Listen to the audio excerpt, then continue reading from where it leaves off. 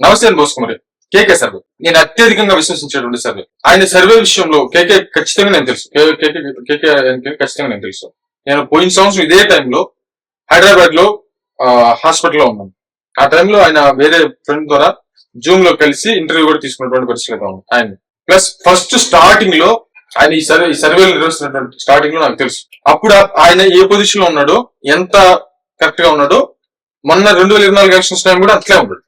అందుకే ఆయన విషయం జెన్యున్ ఏమనుకున్నాను. అంటే నాకు నమ్మకం. నేను హైదరాబాద్ లో ఉన్న టైంలో ఆయన సర్వే పోయిన సంవత్సరం సర్వే వదిలేడు. అంటే ఎలక్షన్స్ టైంకి కరెక్ట్ సర్వే వదిలేడు. ఓటింగ్ ముందు 2 రోజుల ముందు 3 రోజుల ముందు వదిలి జనసేన 100% స్ట్రైక్ రేట్ అని చెప్పాడు. ఖచ్చితంగా కూటమి గెలుస్తుంది, ఇన్ని సీట్లు అని చెప్పేసి ఆయన ఎట్లా చెప్పాడు అలాగే జరిగింది. 1-2 తేడాతో మొత్తం ఆయన చెప్పింది చెప్పడం జరిగింది. ఆయన కరెక్ట్ గా జెన్యున్ అనేటువంటి విధంగా పోయినసారి వైసీపీ గెలిచినటువంటి టైంలో కూడా 2019 ఆ టైంలో కూడా ఆయన చెప్పినటువంటి సర్వేనే జరిగింది. ఇక ఎంతమంది ఎన్నని చెప్పుకొని నేను ఏది విశ్వసించలేదు. ఓన్లీ కేకే సర్వేని కరెక్ట్ అనేటువంటి విధంగా వెళ్ళిపోయాను. ప్లస్ కేకే సర్వేని వాళ్ళదే ఉంది, డబ్బులు తీసుకొని చేస్తుంటారు, తీసుకొని చేస్తుంటారు, వాళ్ళది జెన్యున్ ఉంది, పిల్ల బచ్చేగాళ్ళు అనేటువంటి విధంగా మాట్లాడినటువంటి రాజకీయ నాయకులు కూడా నాకు తెలుసు. నాతో స్వయంగా చెప్పినటువంటి వ్యక్తులు కూడా నాకు తెలుసు. కొంతమంది రాజకీయాలు ఉన్నటువంటి వ్యక్తులు కూడా నాకు దాని గురించి ప్రస్తావించినటువంటి వ్యక్తులు కూడా నాకు తెలుసు ఆ టైంలో. కానీ కేకే సర్వే ఇప్పుడు తీసుకొస్తున్నటువంటి ఒక వినూత్నమైనటువంటి విధానం. అంటే ఇప్పుడున్నటువంటి రాజకీయాల్లో ప్రధానమైనటువంటి సమస్య. నేను ఈ ఛానల్లో కూడా చేశాను 2-3 వీడియోలు చేశాను. అదేంటంటే కార్యకర్తలకి అదే విధంగా నాయకుడికి ఖచ్చితంగా గ్యాప్ వస్తుంది.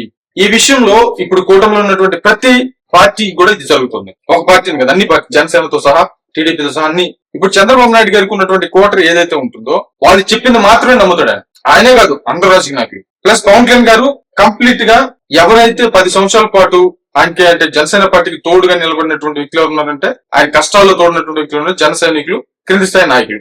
మరి వీళ్ళందరూ కూడా ఇప్పుడు పవన్ కళ్యాణ్ గారు దూరం అయిపోయినట్టే ఖచ్చితంగా. ఎందుకంటే పవన్ కళ్యాణ్ గారికి వాళ్ళు కలిసే టైం లేదు ఖచ్చితంగా, ఆయన బిజీగా ఉన్నాడు. వీళ్ళకి ఆయన చెప్తే గానీ ఏం చేయాలో తెలియదు. ఇంతకు ముందంటే అధికారులు లేరు కాబట్టి ఇదిగో ఇట్లా ప్రెస్ మీట్ పెట్టేవాడు, లేకపోతే ఇట్లా మాట్లాడాడు, లెటర్ ప్యాడ్ రిలీజ్ చేసేవాడు, దాన్ని బట్టి వీళ్ళు ఫాలో తెలిపేవాడు. కానీ ఇప్పుడు వీళ్ళందరికీ కూడా ఏం ఫాలో అవ్వాలో తెలియదు. కాబట్టి ఒక రకంగా చెప్పాలంటే ఒక సుప్తావస్థలోకి వెళ్ళిపోయినటువంటి పరిస్థితి, నిద్రావస్థలోకి వెళ్ళిపోయినటువంటి పరిస్థితి, మొత్తం సైలెంట్ అయిపోయింది.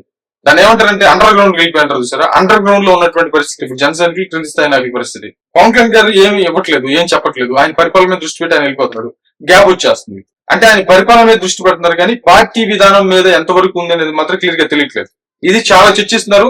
ఇది కొంతమందికి బాధ కలిగినా కూడా ఇది నిజం, ఖచ్చితంగా నిజం. ఓన్లీ జనసేన పార్టీ ఎలా ఉందంటే కాదు, ఓన్లీ టీడీపీ పార్టీ కూడా సేమ్ మెథడ్. ఇదే ఓడిపోవడానికి ప్రధానమైనటువంటి కారణం. ప్లస్ ఇంకోటి ఏంది, క్రింది స్థాయిలో ఎమ్మెల్యేలు ఏమేం చేస్తున్నారు, వాళ్ళ పరిస్థితులు ఏంటి అనేటువంటి విషయాన్ని కూడా అధిష్టానం గుర్తించేటువంటి పరిస్థితి, గుర్తించే సమయానికి మొత్తం కాలిపోతుంది. ఇదే విషయాన్ని 2-3 సార్లు ప్రస్తావించాను, చాలా సుదీర్ఘమైన వీడియోలు చేశాను. అదే ఇప్పుడు కేకే సర్వే చెప్తుంది అదే.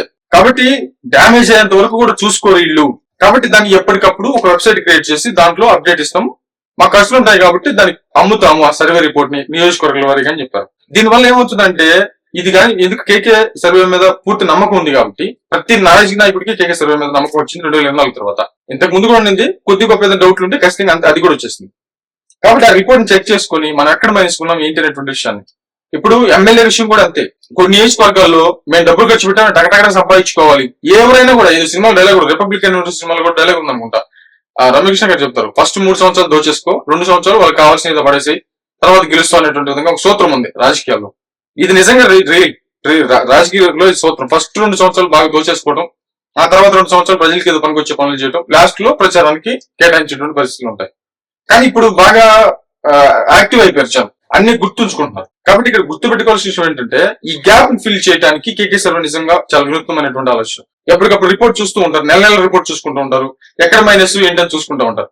కాబట్టి అప్పుడు ఎమ్మెల్యేలకి మళ్ళీ ఎలా గెలవాలనే దాని మీద ఒక అవగాహన ఉంటుంది. నేను ఎక్కడ మైనస్ లో ఉన్నాను, ఏ వర్గాలు నాకు దూరం అవుతున్నటువంటి విషయం క్లారిటీ ఉంటుంది. దానివల్ల ఆయన మళ్ళీ గెలవడానికి, అంటే ఒక రకంగా చెప్పాలంటే తాను మళ్ళీ గెలవడానికి అవకాశం, అంటే ప్లస్ పార్టీతో సహా గెలవడానికి అవకాశం ఉండటానికి కేకే సర్వే ఖచ్చితంగా ఉపయోగపడబోతుంది. దీన్ని కానీ అందరూ ఫాలో అయితే, దాన్ని అబ్జర్వ్ చేసుకుంటే మంచి ఆలోచన, మరేమొచ్చింది.